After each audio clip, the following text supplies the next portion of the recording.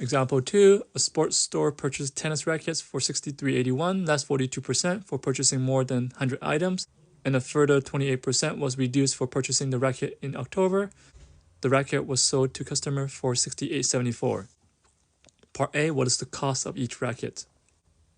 So to calculate the cost, we know that we're getting 2 discount, we're getting the 42%, and we're also getting the 28%. So we take the 63.81, times it by 1 minus the 0.42, times it by 1 minus 0.28.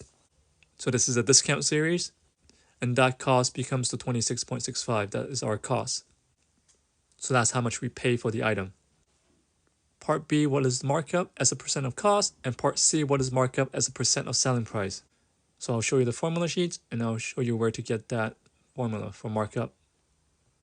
So you can see that under the markup, we have rate of markup based on cost and the rate of markup based on selling price.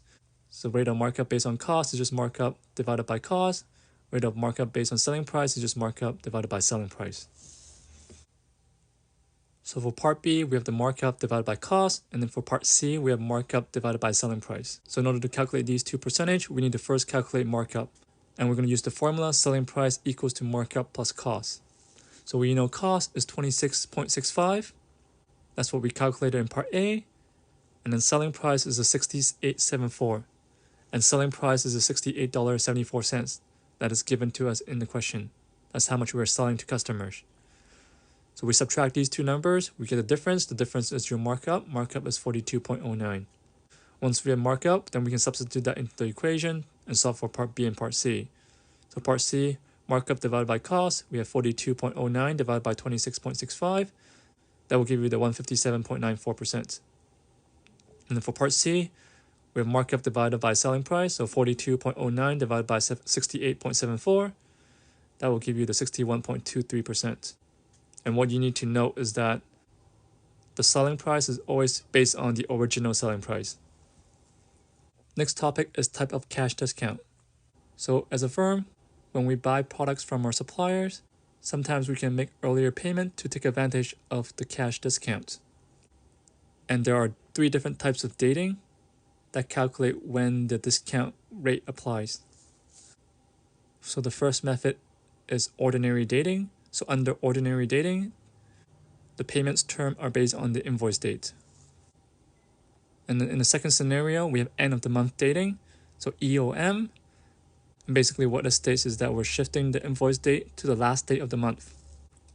And the last one is your ROG, your receipt of goods dating. And what that means is that our payment term starts when we receive the goods. And that usually happens when the transportation of the goods takes a long time. So these are the 3 types of dating that we have: ordinary dating, EOM dating, ROG dating. And the example that I gave you for interpretation of the payment terms, we have 210 net 30, so 2-10 net 30.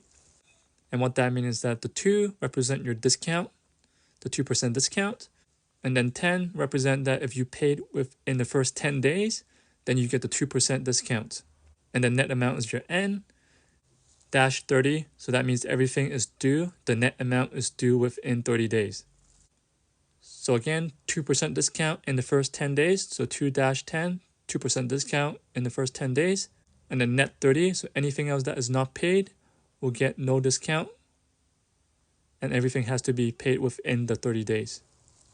And sometimes because of cash flow reasons, a business might not choose to pay the full amount to take advantage of discount. Sometimes they might make partial payment to take advantage of the discount. So when a business pay part of the invoice within the discount period, then the purchaser is entitled to the cash discount on the partial amount paid.